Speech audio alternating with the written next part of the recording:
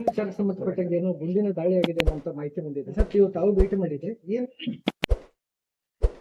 ಧಾರವಾಡ ನಗರದ ಹೊರವಲಯದಲ್ಲಿ ಇರುವಂತಹ ಕಡಸಿನಕೊಪ್ಪ ಅನ್ನುವಂತ ಒಂದು ಗ್ರಾಮ, ಅಲ್ಲಿಗೆ ಹತ್ತಿರವಾಗಿ ನಮ್ಮ IIIT ಇದೆ.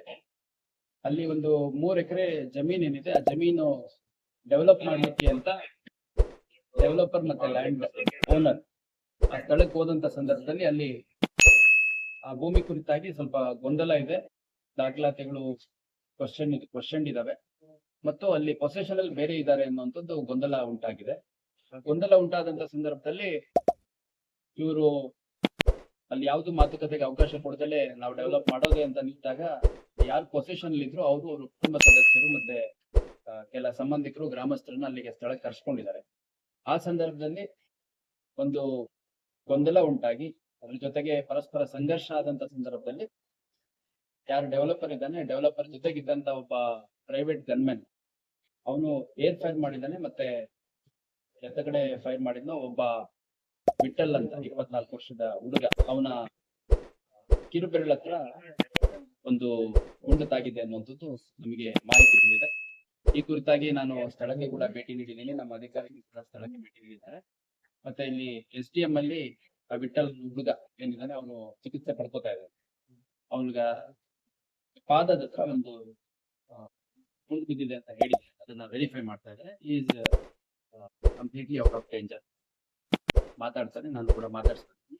ಡಾಕ್ಟರ್ಗಳು ಕಾಲು ಪೆಟ್ಟು ಬಿದ್ದಿದೆ ಅಷ್ಟೇ, ಬೇರೇನು ಇಂಜುರೀಸ್ ಇಲ್ಲ ಅಂತ ಹೇಳಿದ್ರು.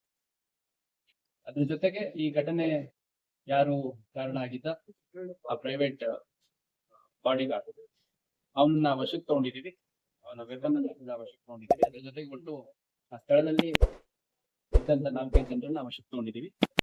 ಈಗಷ್ಟೇ ಫಿರ್ಯಾದಿ ದಾಖಲಾಗಬೇಕು. ಕಂಪ್ಲೇಂಟ್ ರಿಜಿಸ್ಟರ್ ಆದ ತಕ್ಷಣ FIR ಆದ ತಕ್ಷಣ ಯಾರ್ಯಾರು ಈ ಕೃತ್ಯಕ್ಕೆ ಕಾರಣೀಭೂತರಾಗಿದ್ದಾರೆ ಅವರೆಲ್ಲರನ್ನು ವಶಕ್ಕೆ ತಗೊಳ್ಳುವಂಥದ್ದು, ವಿಚಾರಣೆಗಳು ಪಡಿಸುವಂಥದ್ದು, ಯಾರ್ಯಾರ ಮೇಲೆ ಆರೋಪ ಸಾಬೀತಾಗುತ್ತೆ ಅವ್ರನ್ನ ದಸ್ತಗಿರಿ ಮಾಡುವಂತ ಕ್ರಮ ಕೈಗೊಳ್ಳಲಾಗಿದೆ. ಕೊಲೆ ಪ್ರಯತ್ನ ಮತ್ತು ಆರ್ಮ್ಸ್ ಆಕ್ಟ್ ಇದರಲ್ಲಿ ನಾವು ಕಂಪ್ಲೇಂಟ್ ಅನ್ನ ಕೊಡ್ತಾ ಇದ್ದೇವೆ. ಕಂಪ್ಲೇಂಟ್ ಅನ್ನು ತಗೊಂಡು ಮುಂದಿನ ತನಿಖೆಯನ್ನ ಮಾಡ್ತಾ ಇದ್ದೇವೆ. ನಾನು ಸಾರ್ವಜನಿಕರಲ್ಲಿ ಮತ್ತು ಮಾಧ್ಯಮ ಇಲ್ಲಿ ಯಾರಿಗೆ ಗುಂಡಿನ ಪೆಟ್ಟು ಬಿದ್ದಿತ್ತು, ಅವ್ರು ಕಾಲಿಗೆ ಪೆಟ್ಟು ಬಿದ್ದಿತ್ತು, ಅವ್ರು ಔಟ್ ಆಫ್ ಡೇಂಜರ್. ನಾನು ಮಾತಾಡ್ಸ್ಕೊಂಡ್ಬಿಟ್ಟಿದ್ದೀನಿ, ಮುಂದಿನ ಟ್ರೀಟ್ಮೆಂಟ್ ಮಾಡ್ತಾರೆ. Is completely out of danger. ಕಾಲಿಗೆ ಪೆಟ್ಟು ಬಿದ್ದಿರೋದು ಬೇರೆ ಯಾವ್ದು ಪೆಟ್ಟಾಗಿದೆ. ಯಾವುದೇ ಗೊಂದಲ ಮತ್ತು ವದಂತಿಗಳಿಗೆ ಕಿವಿ ಕೊಡಬಾರ್ದು. ಏನೇ ಕ್ಲಾರಿಫಿಕೇಶನ್ ನಾನೇ ವೈಯಕ್ತಿಕವಾಗಿ ಖಂಡಿತ ಕ್ಲಾರಿಫಿಕೇಶನ್. ಡೆವಲಪರ್ ಹೆಸರುಗಳೆಲ್ಲ ಗೊತ್ತಾಗುತ್ತೆ. ಈಗ ಹಂಗೆ ಸದ್ಯಕ್ಕಷ್ಟೇ ಒಂದೆರಡು ಹೆಸರು ಈಗ ತಿಳಿದು ಬಂದಿದೆ. ಇವನ್ ಅಲ್ಲಿ ಯಾರು ಪೊಸಿಷನ್ ಇದ್ರು ಅವ್ರು ರೈತ, ಹಂಗಾಗಿ ಅವ್ರಿಗೆ ಹೆಚ್ಚು ಮಾಹಿತಿ ಇಲ್ಲ. ಹೋದಂತ ಸಂದರ್ಭದಲ್ಲಿ ಈ ಡೆವಲಪರ್ ಜಮೀನು ಖರೀದಿ ಮಾಡಿದ್ರೆ ಇದೆಲ್ಲ ಇನ್ನೂ ಪತ್ತೆ ಮಾಡ್ತಾರೆ. ಈಗ ಅಲ್ಲಿ ಸ್ಥಳಕ್ಕೆ ನಮ್ದೇ ಜಾಗ ಇಲ್ಲಿ ಡೆವಲಪ್ ಮಾಡ್ತೀವಿ ಅಂತ ಹೋದಾಗ ಅಲ್ಲಿ ಪೊಸಿಷನ್ ಇದ್ದು ರಿಜಿಸ್ಟರ್ ಮಾಡಿ ಇಷ್ಟೇ ಇನ್ಸಿಡೆಂಟ್.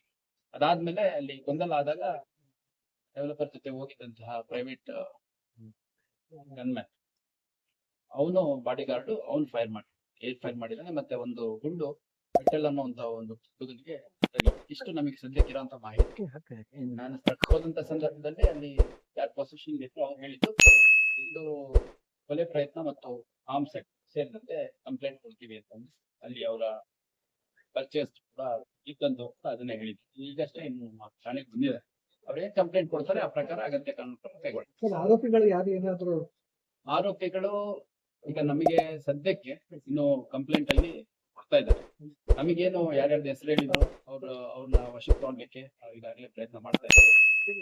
ಯಾರೇ ಆರೋಪಿ, ಯಾಕಂದ್ರೆ ಗೊಂದಲ ಇದ್ದಂತ ಸಂದರ್ಭದಲ್ಲಿ ಅವರು ಸ್ಥಳೀಯ ಪೊಲೀಸ್ ಠಾಣೆಗೆ ಬರುವಂತದ್ದು ಅಥವಾ ಡಾಕ್ಯುಮೆಂಟ್ಸ್ ಅಲ್ಲಿ ಇದ್ರೆ ಕೋರ್ಟ್ಗೆ ಹೋಗುವಂಥದ್ದು, ರೆವಿನ್ಯೂ ಅಥಾರಿಟೀಸ್ ಅಪ್ರೋಚ್ ಮಾಡೋದು ಮಾಡ್ಬೇಕು. ಅದ್ ಬಿಟ್ಟು ಅಲ್ಲಿ ಗುಂಪು ಸೇರಿದಂತ ಸಂದರ್ಭದಲ್ಲಿ ಅಲ್ಲಿ ಗೊಂದಲ ಉಂಟಾಗುವಂಥದ್ದು, ಸಂಘರ್ಷ ಉಂಟಾಗುವಂಥದ್ದು, ಅದರಲ್ಲಿ ವೆಪನ್ ಯೂಸ್ ಮಾಡೋದು ಎಲ್ಲ ಟೋಟಲಿ ನಾಟ್ ಅಕ್ಸೆಪ್ಟಬಲ್.